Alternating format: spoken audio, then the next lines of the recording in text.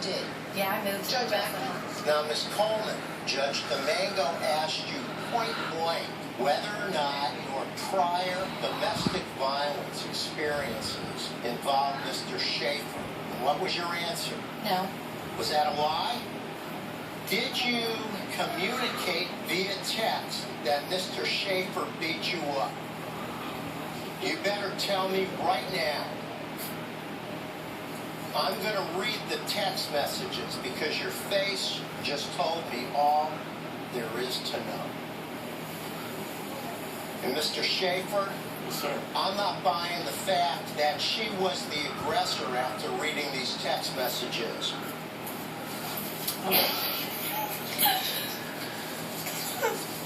Awesome. I don't think that had nothing to do with it. Really? Yes. We're here over for self-love. Well, you wish that's what we were here for. I've got text messages from your partner, your domestic partner, saying I love him so much, but he beat you up and he will continue to do it. Where do you think she got that information? Not everybody's perfect. Everybody can lie. It's pretty easy to beat up a woman, isn't it? Your size. Obviously. No, we've got two women that you're beating up here. Yep. Did he just say yes? He said yeah. That's what he said. Look, you know something, Mr. Schaefer? You're pathetic. Thank you. Oh, you're quite welcome, sir.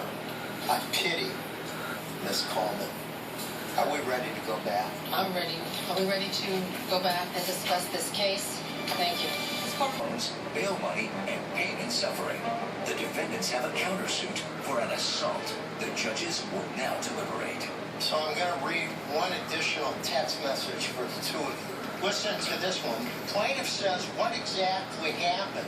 Brooks says, he blew up for nothing, punched me 3 times in the face, threw me on my new couch and broke it, then ran after me outside and broke my car window. This is a man who has no qualms about hitting a woman, let alone a woman that he's not involved with. He's beating up the mother of his child. She's scared to death of him.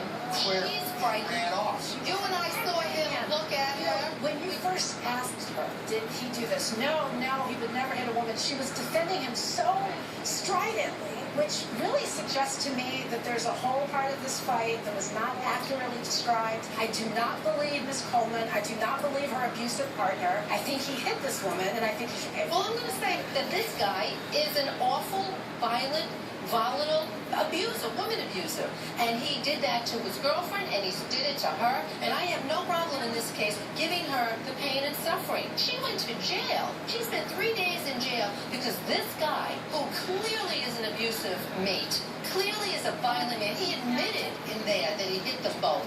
And I don't see any reason why we shouldn't give her the $1,200 that she's asking for. I'm with you, Patricia, and I also have to point out when the cops came, they should have arrested them both. That's right. And the plaintiff made the point, look, they didn't talk to me, they took their word for it, took me off to jail. I believe that too, and I think that was wrong. I'm in agreement with Patricia. However, I differ in one regard.